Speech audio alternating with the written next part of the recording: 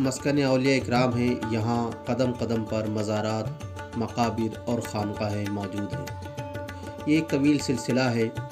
इन्हीं औलिया व मजाज़ीब में सूफ़ी बासफ़ा आलिम रब्बानी हज़रत शाह यतीम सहराई नव्वरल्लाहु मरक़दा का ज़िक्र भी सर फ़हरिस्त आता है। सैयद आले हसन नक्श भी नुख़बतुत तवारीख़ में रक़म तराज़ हैं कि दरवेश यतीम शाह नाम के दर नवाहे अमरोहा क़याम दाश्त, यानी एक दरवेश जिनका नाम यतीम शाह है वो अमरोहा के नवाह में क़याम पज़ीर है। हज़रत शाह यतीम सहराई क़ुद्दसिर्रहुल अज़ीज़ एक साहिब निस्बत चिश्ती बुज़ुर्ग है, लिहाजा आप हिंदुस्तान के सबसे बड़े सिलसिले चिश्तिया में बैत हैं।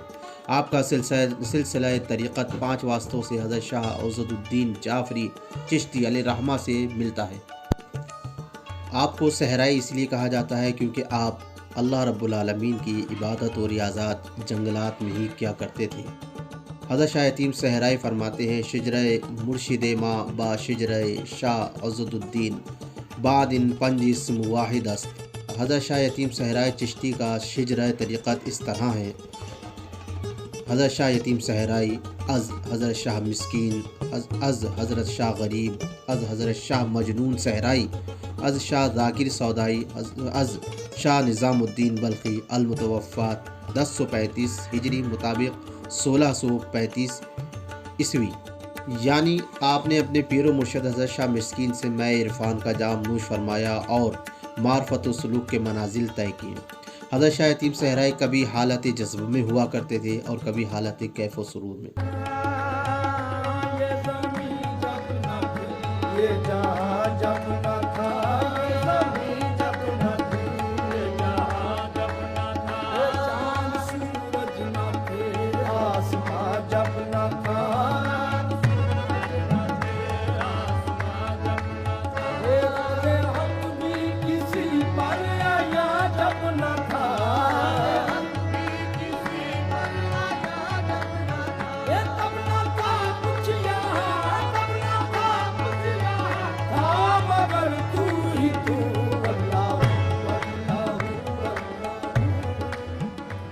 आपकी दिगर करामात में लोग बताते हैं कि आपके फैज़ व बरक़ात से आज भी एक आलम सरशार हो रहा है।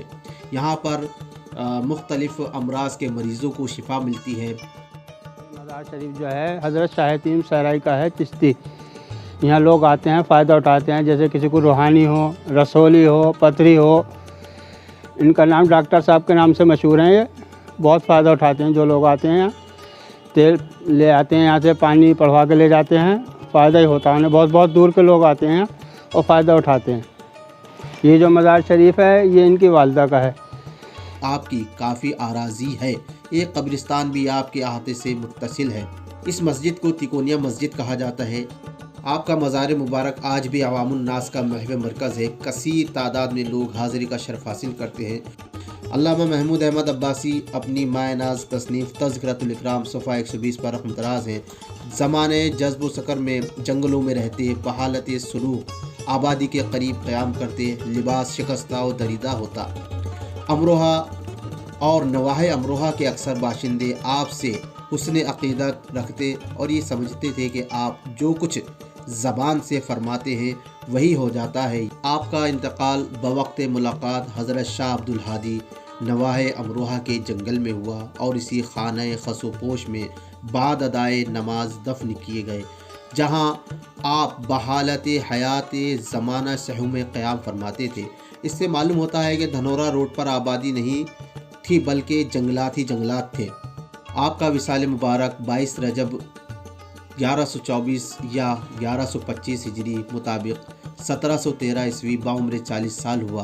हालत जज्ब में ही आपका विसाल आपके खलीफा हज़रत शाह अब्दुल हादी के जानवे मुबारक पर हुआ। आपका मज़ार अक़दस अमरोहा के जानिब ग़र्ब व शुमाल धनौरा रोड हज़रत शाह वली साहब के पुश्त लब सड़क मस्जिद के अंदर दाखिल होने पर मौजूद है।